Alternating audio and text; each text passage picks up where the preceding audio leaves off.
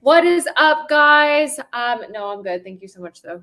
What is up, everyone? Please hop in the chat where, oh my gosh, I'm sorry, my daughter distracted me and I'm super ADD. So let me restart really fast. Hello, hello, hello. Happy Tuesday. Can you all please drop in the chat what you sell, what you do, so that we can make this training specific for you. We are live several different places. If you need to hop on YouTube or hop on Facebook group live if you're on Instagram, because I'm going to be doing stuff on the whiteboard, and I think I'm very cool. I think it does it backwards on there. So if you are a visual person and that's going to mess you up, then you need to make sure you hop on YouTube or you hop on our Women in Sales Facebook group. But today we're going to be talking about the most common objection, and also the objection that is normally hidden underneath other objections. Unfortunately, sometimes people don't like telling you that maybe like the price is the reason why they're not moving forward. And they tell you things. They tell you things like, we need to think about it. Or, hey, I need to make sure that we can move our budget over from another department. We're gonna have to wait till next quarter. Or maybe they say that they need to, pray about it, or they need to talk to their husband when they get home, or hey, I lost my credit card in the mail and I'm waiting for that new one to come in. Does that sound familiar? We have legal services in the house, life insurance in the house, digital marketing in the house, solar in the house, real estate agents in the house, life, health insurance, SEO, social media, remodeling designs. What else do we have? What other type of industry are you guys in? Home improvement, commercial LED lighting. Somebody says Brazil. They sell Brazil. What's up from Brazil? What's up from India? All right, guys. Okay, cool. So let's hop straight into this. So I've been going over a lot, and just for there to be some clarification, in March, my company was acquired by Seventh Level. So I've gotten some messages recently saying like, hey, like you can't be talking about NEPQ and stuff because that's what Jeremy does. Well, yes, I can, because it is part of my company. So NEPQ, if you don't know what this is, NEPQ stands for Neuro-Emotional Persuasion Questioning. And it is the methodology, the new methodology that we are using today. There's 3 eras of sales. Era 1 was like boiler room, right? Think Wolf of Wall Street. Think like pick up the phone, smiling, dialing. Era 2 was consultative sales. That's when you came out with things like spin sales. Spin sales came out in the 80s. Very much like, tell me a few logical based questions, and then we go into a presentation. And then from there, and from that presentation, I go into objection handling mode. But the problem with that is that most people buy with emotion, not with logic. And therefore, that's going to be a numbers game. Era 3 of selling is where you are having discussion, where it is collaborative. And that is where NEPQ comes in. And NEPQ is a game changer, especially for my ladies, because it is a way for us to communicate in such a way to where somebody learns how to persuade themselves, right? That's kind of like I was talking last week. If I have a girlfriend that's dating a really, really like trashy dude, like a troll, and I try to tell her that he is a really awful guy, maybe that's not going to get through her head, but maybe if I ask certain questions, I can get her to start persuading herself. Hey, can you please don't do that? Thank you. I can get her to start persuading herself that he's bad through the questions that I'm asking, right? Through the questions that I'm asking, when she answers it, she's telling me, and not only telling me, but she's also telling herself of what is going on. So when you're helping prospects persuade and overcome their own objections, right, without adding like the pressure or being pushy or sounding like everybody else, sounding like a typical salesperson, you change the game for yourself. You change the game for yourself, because now you are unlike anybody else. Instead of pushing somebody to buy, right? Them telling you a reason and you telling them a logical way of why you are right and they're wrong, and pushing, all it does, it has people put up those walls of defense. They put up their walls, and therefore it's harder for you to convince them to do anything. No one wants to convince anybody of anything. But if you can learn how to get this person to persuade themselves through your questioning ability, it's so much easier. So let's go over what the real meaning is of it's too expensive. What's the real meaning here? Let's say somebody says something to you at the end of their presentation. They're like, hey, this looks really, really great. This is just, too expensive. Now, I learned this, which is really cool. The biggest thing that you can do sometimes at the end of a call after the person gives you objection is to do absolutely nothing. Okay? I know it's against maybe what everyone has ever taught you. But sometimes just a pause is so powerful. Because sometimes people say things for no reason of saying them. Their words just pop out of their mouth, right? And normally that's a defense mechanism because our brains are built for survival. So if something makes us feel uncomfortable, sometimes we'll say something that we don't even mean just to try to protect ourselves. So let's say I talk to Sally, we get to the end of the presentation, and she's like, hey, this is just too expensive. Instead of me trying to jump in and rescue and, oh, I've heard this objection before, I know how to overcome it, which is what a lot of salespeople do that have been in the game before. They're like, oh, I know how to overcome this, and they don't even listen. And they don't even hold space for the person in front of you. You treat them like the same person you talked to earlier that day that had the same objection, when this is a completely different human. One thing that's really powerful that you can do here is just be quiet. Hold a silence. It's too expensive. And just hold space for them.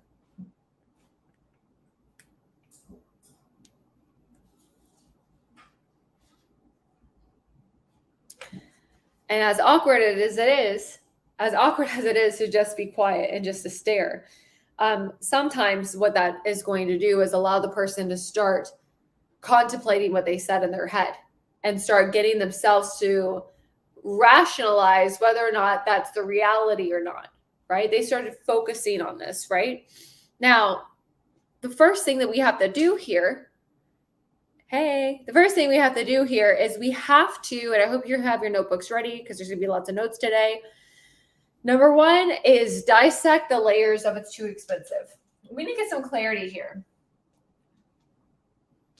We need to dissect what's going on here. We need clarity. We need to understand what too expensive means in their mind. Maybe too expensive is one thing in their mind, and it's something completely else in my mind.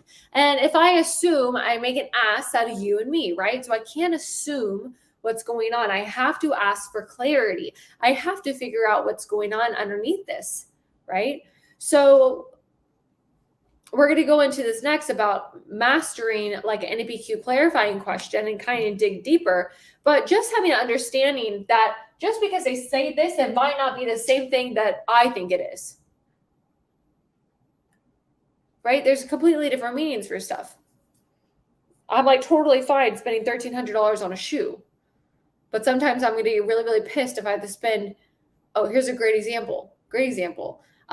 Where I get my food, I meal prep my food. And the other day I wanted to buy a bottle of water and they tried to charge me almost $6 for my bottle of water. And that's like airport prices. I'm like, why the hell are you trying to charge me $6? And they were telling me that they air out like something with a pH and they air out weird stuff in this water and it's giving you $6. I'm like, I'm not buying this. And I walked next door to Whole Foods and I bought a water for $2. All right. But at the same time, like I'll buy, $1,000 shoes. Very, very different. One in my mind is worth it. One in my mind is not. Two completely different price points. So we have to understand that people have different value for different things. And if somebody says something is too expensive, I just need to have a sense of curiosity and what that means. And I'll show you how to ask for clarity here.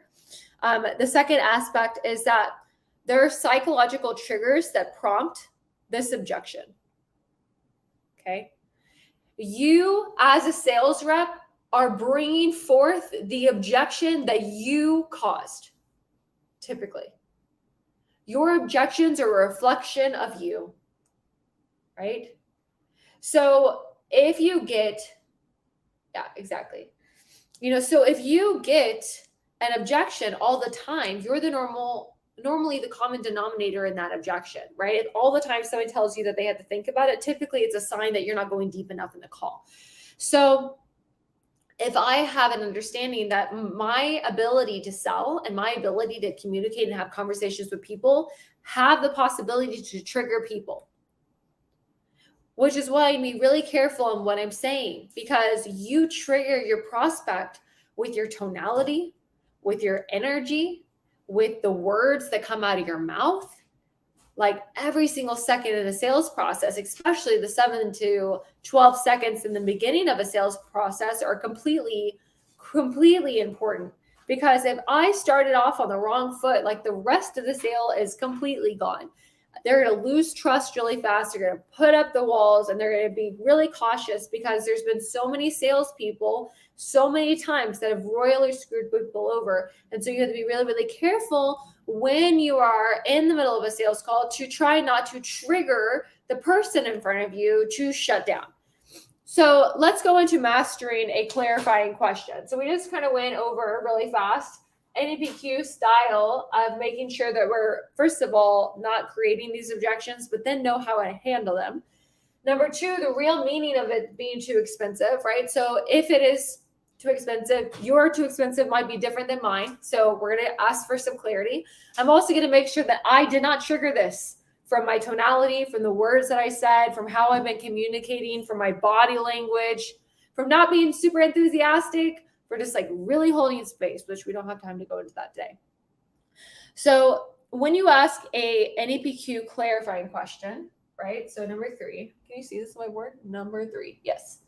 Number 3, NEPQ clarifying.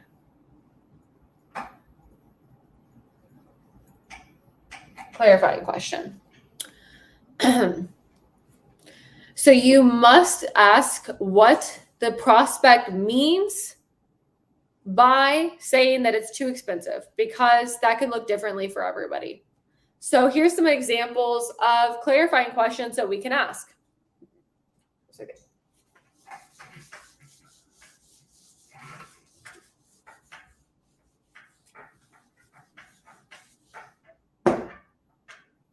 We can ask, well, in what way? It's too expensive. Okay, Sally. In what way? In what way? Now, my energy cannot be like challenging energy, because I'm not trying to make her feel small. I'm not trying to make her feel bad for thinking that. I'm just trying to get clarity, right? I'm just trying to understand.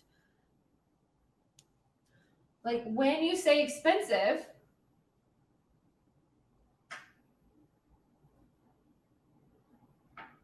what do you mean by that?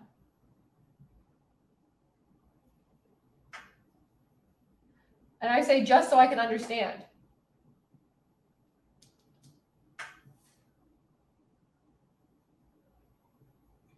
People love when you communicate with them why they're doing something.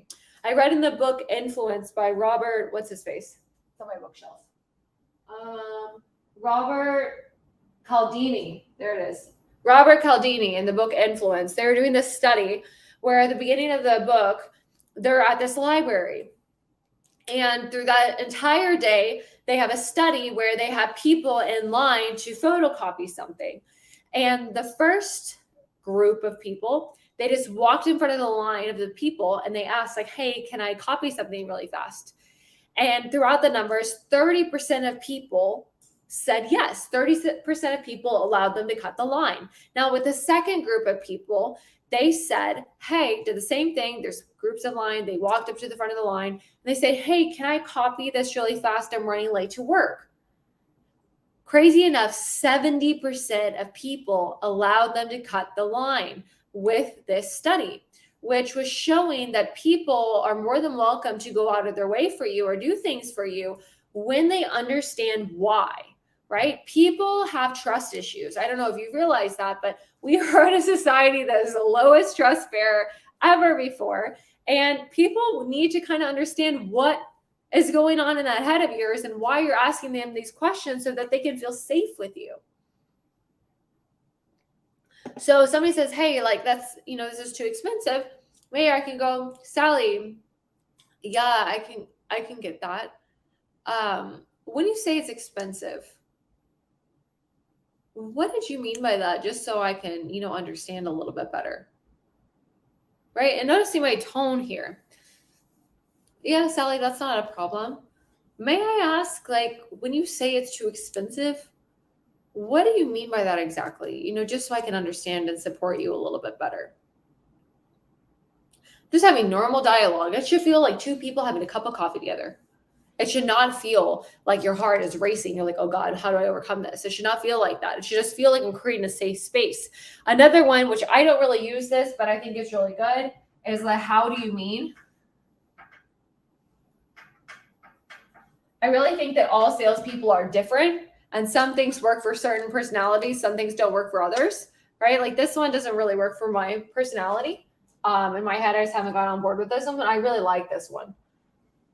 It's too expensive. Oh, how do you mean? Right? It's just asking them point blank for clarity on that situation. Okay. Now, number 4.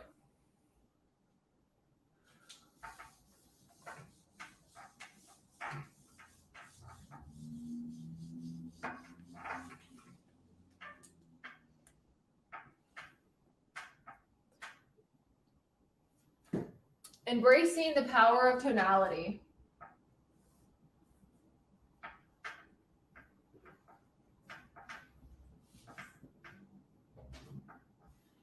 Your tone is how your prospects perceive the meaning of what you say.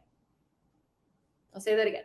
Your tone is how your prospects perceive what you mean by what you say. In fact, your prospects can hear your tone before their brain hears the words that you're saying. So your tonality is everything, and it's also the hardest thing to master in sales. Your tone and your voice can make or break the conversation. If somebody gives you an objection, all of a sudden you get flustered, like you're going to ruin it. Right?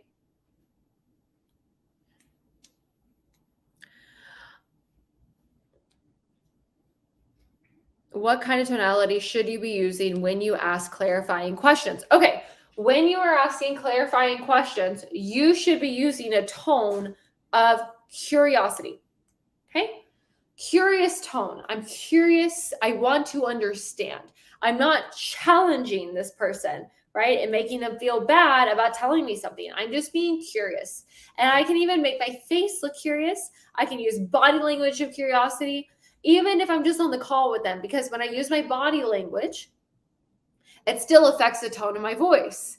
Just like in cartoons, right, where you have a actress or an actor behind the scenes doing the scripts, they move their body. They're very, very animated. And why? Because it changes the tonality of your voice. So when you're asking the clarifying question, we want to do this in a curious tone. Right now, it doesn't stop there because they're obviously going to give us an answer. Let's go into what you're going to do with this, which is number 5. We need to get them to shift into results-based thinking over price-based thinking.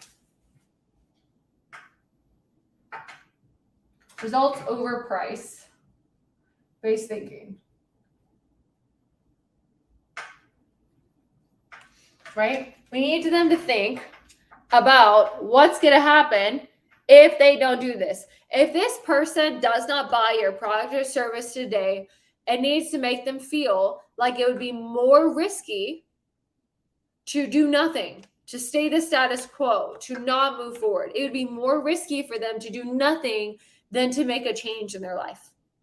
That's how they need to feel at the end of the call. So much internal tension that they have to make some type of change today. That's how they need to feel, right? So I need them to stop thinking about the price, and I need them to start thinking about the results that they will get when they buy my product, when they buy my service. So we can even say here, so let's go through this because I can give you a couple of results, a couple of examples. So let's say this person said, hey, it's too expensive. I clarify, right? Sally, yeah, no problem. When you say it's expensive, what do you mean by that exactly? Well, I just,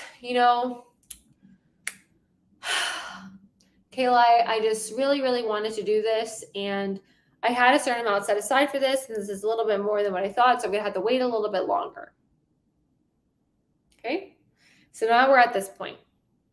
So the next thing that I could say is a results-based question.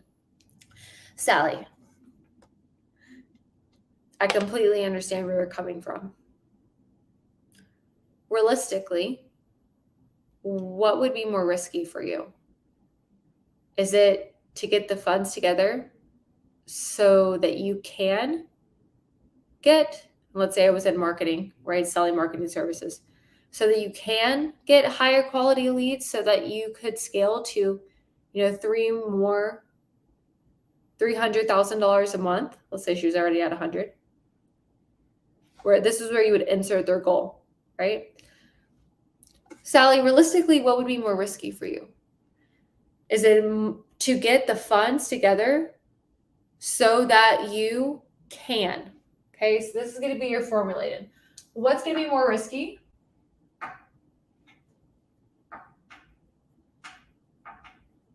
Right? And then we need to give some options, right? Would it be to get the funds together so that you can, and this is where you're going to insert what you sell. So let's say I was in life insurance. Funds together so that you can get a policy in place for your family so that they are, and this is where you do the benefit, so that they are financially protected in case something does happen to you. Can you get the funds together so that you can buy high quality leads so that you can scale to 2 times more a month than what you are doing right now if they were doing marketed services? Can you get the funds together so that you can lock in your rate and lower your bill every single month to where you're not overpaying every single month, right? Solar. So it's all a formula here, right? Or is it more risky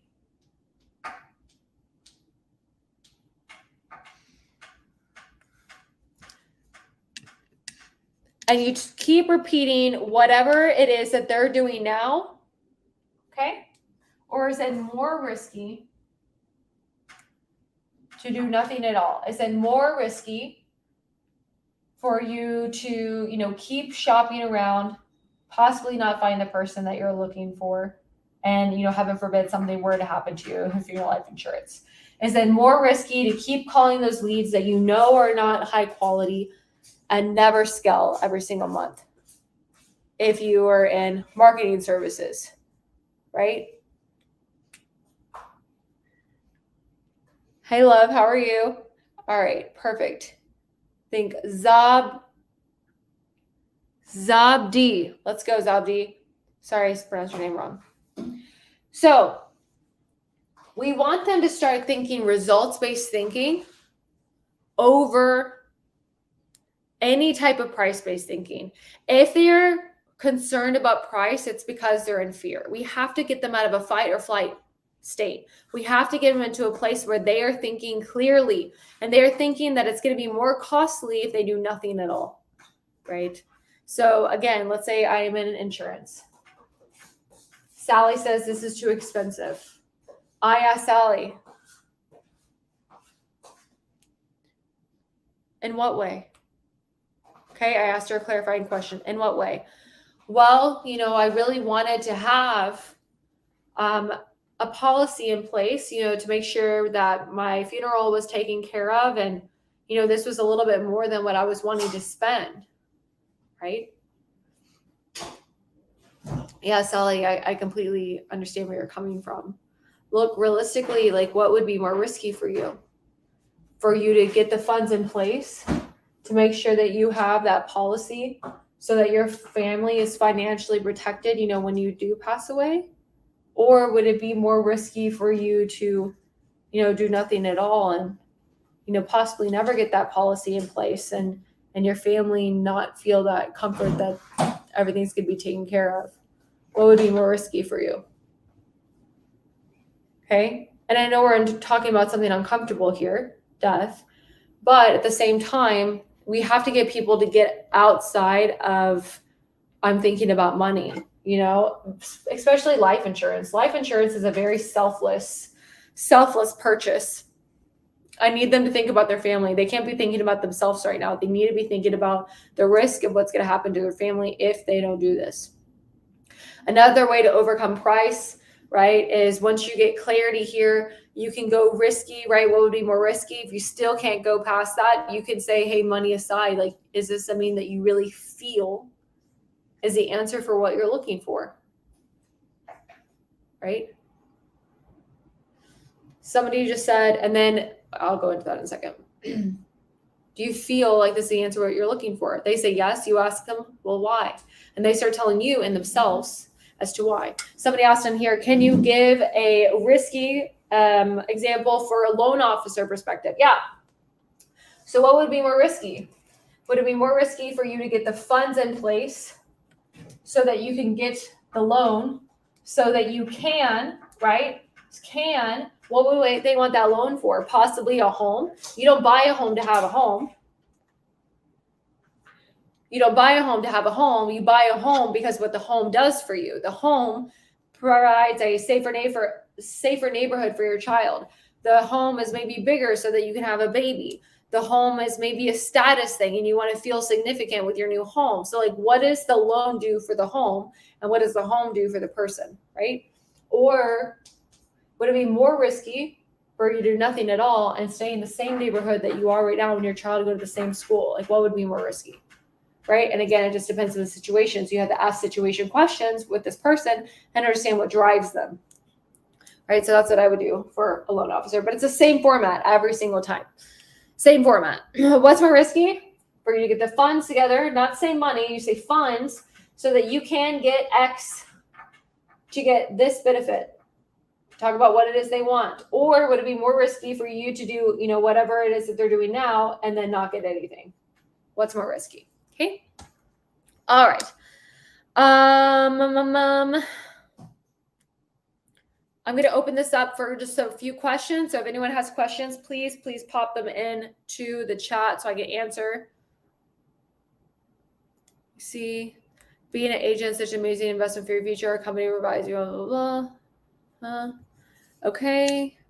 Yeah, I think sales is a really, really amazing opportunity anywhere. The biggest thing is like, if you can get in a place where they help you get your own leads and you can walk in and you can make $10,000 your first 2 months, like you're at a win. Which is why I really, really love high ticket sales. I love solar sales. I love insurance sales. I love real estate. I think that you have to build a book of business. So if you don't know how to go out and prospect and get your own leads, it's hard. There's insurance companies where you have to do the same, where you don't have to get your own leads. You have to go out and prospect. I think that's hard because it's like learning how to run a business. Learning how to run a business takes time, like at least 3 years, like to really understand how to run a business and go. So if you're placed in a job where you have to go acquire your own leads, it's kind of hard if you don't know how to do that. Now, if you're placed in somewhere where they do give you leads, that's easy because it's just sales issue at that point. Do you believe it's safe to ask people if they're open to allow me to show them what I do to set appointments and get referrals instead of focusing on them directly? The sale could come from that. What industry are you in? It's safe to ask people that they're open to allowing me to show them what I do to set appointments and get referrals. So you have to remember, like, there's a status frame here, especially with girls, with women, right? We are typical people pleasers, insurance and financial products. Okay, perfect. So let's go into that. Because what I don't want somebody to review me as is somebody that's needy, right? I'm not needy. I don't want somebody to see me as needy. So if I'm like, oh, well, let me show you this or let me do this for you, they view me as a lower status. right? If I'm at a higher status or I put myself as a respected status, they're going to respect me more. So if it's insurance and financial products, I definitely wouldn't be showing them what you do to set appointments. But what I would do is asking someone if they do have a policy in place right now, and ask them if you'd be okay to like look over the policy to make sure that they got a good deal. And I would definitely look into what it would look like to buy your own leads online for insurance sales. When price objections appear, what posture do you recommend to have body language when I'm asking the concerned questions? So I wouldn't be asking concerned questions in price. Price is more like I'm comforting, I'm here for you, this is a safe space, right? I ask more concerned questions and consequences, like, look, here's my concern. Like, what if you do nothing here? Like, what's going to happen? What's going to happen to little Tommy if you don't do anything about this? And that's like my last resort. And that's more, I come in like this mother figure, like, hey, like, let me help you, right? But before that, when a price comes up, I'm trying to just create a safe space because I want them to persuade themselves, and I don't want to be an influence. I need them to influence themselves. That's all going to be with my question. So I need them to feel safe. So my body language is just going to be open. Maybe I'll put a hand on my heart, like I'm concerned, I'm caring, and empathy, compassion, if that makes sense. How would you do it if it's an orthodontic treatment? Yeah. So would it be more risky for you to get the funds in place so that you can get the braces, the dental work, whatever, so that you can have that smile that you really, really want? Or is it more risky for you to do nothing at all? Not get it, still look in the mirror every day. And I think that you'd mentioned that you don't smile in pictures. Like, what's more risky? So same thing. Oh, that's helpful. What about selling HR software product to a company with 200 employees? How would you overcome an expense example? Okay, so when you do those type of deals, you have to think you're going to have like 4 to 5 meetings sometimes to get to that point, right? So typically, if I'm actually negotiating price and I get to the very, very end of a B2B deal, it would still be you need to ask questions to find out what's more risky for them. Right? So if somebody has a company with 200 employees, you're selling software, I would be asking questions to figure out the pain point of what having a software that they don't like is doing for them, or having no software, right? So those questions would be earlier on in the call, right? Like, may I ask, what software do you use? Well, okay, well, what do you like about that software? They like this and this and this. Well, is there anything that you would change about the software if you could? Right? And I would just have a big enough gap, right? To when I got to the end, it should be a no-brainer for them. If they're concerned about price at the end of a B2B deal, it's because they don't realize that it's going to, like, B2B deals, normally they pay in order for a bigger thing to be fixed. So if they're complaining at price at the end of a B2B deal, somewhere inside of the beginning of the call, they haven't found enough gap or enough value in order to move forward. Right? Because normally the only issue you would have with B2B is a time thing. Hey, we spent our money in this quarter, or hey, like maybe we're going to do this later, but not typically that it's too expensive. If you've shown them that if they pay for this, a bigger thing is going to be fixed. So I hope that makes sense. So that's going to be more towards the beginning of the call versus the end. If it comes up at the end, there's something at the beginning that needed to be fixed a little bit more. Product to a company with 200 employees, how would you come an expense objection? I think that I answered that same thing. Okay, perfect. Okay, any more questions on here? Okay, I follow behind sales guys at a field. What if they are already doing this? What should I do? What if they're already doing what? I definitely don't want to see needy.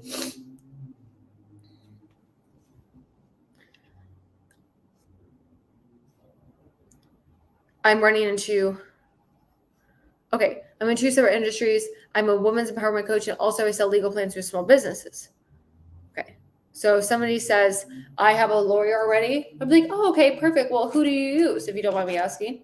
They tell you who they use, and you're like, oh, yeah, they're fairly decent. Right? And just ask, like, well, is there anything that you would change about, your relationship with your lawyer if you could? If there's ability for you to make a sale, it's just planting gaps in their mind. And that's just a defense mechanism. They're saying that they have a lawyer because they don't want to listen to you. So that's what's happening. And normally that's caused by your tonality. What price objections in the remodeling field? I do very, very high ticket sales. Clients seem to always be concerned about the price. Yeah, so you just think about like what it is that they're trying to create. Remodeling, are they trying to design? Like, do they want a nice house so that they can entertain their friends? Like, what is the end result? Because if they're thinking about the end result of what they want, they'll stop being so concerned about price. For B2B tech companies, what do I do if a client like this is our budget or we can't get approval for that amount? Yeah. So what you can do with that is like, okay, well, you can ask for someone who's in charge. Well, how will,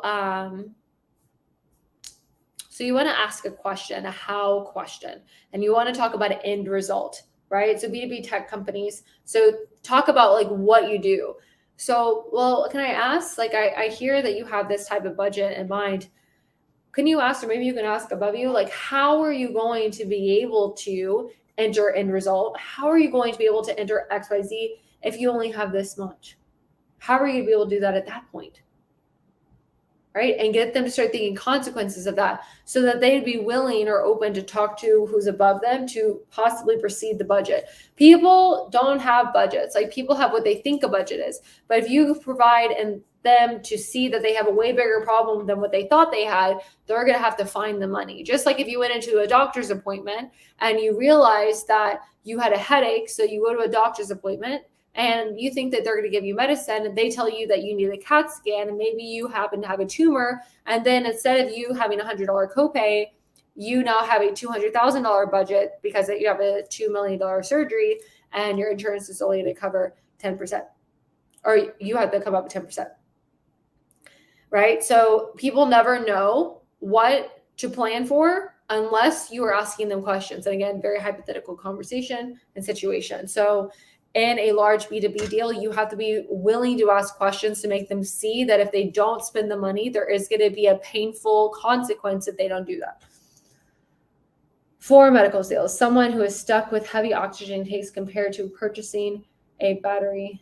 Okay, let's see the rest of that. Do asking the questions with genuine concern translate over DMs? So much that relies on the tone. I ask genuine questions through the DMs. I also love to send voice notes and videos. So I hope that's helpful. Anyways, guys, it was a pleasure doing this with you today. I will see you guys all next week. If you want some help learning how to use NEPQ, using objection handling skills in your current sales process, then please make sure, I think that there is a link in my bio. There's a link in my bio of a training that you can go through that will help you, and you can book a call that way. I'm going to put it in the chat here. And then anyone on Instagram, it's in my bio. It's actually pretty funny. It's a pretty funny video I recorded. So, okay. Facebook says I'm restricted to share this link. So you just DM me if you want that. Just DM me personally on Facebook if you want to get access to that, help you with overcoming objections. We actually get on a call with you for 10, 15 minutes and role play with you and help you and give you some feedback. So I appreciate you guys. I will see you super soon, of course, from Cancun, and bye. All right, bye guys.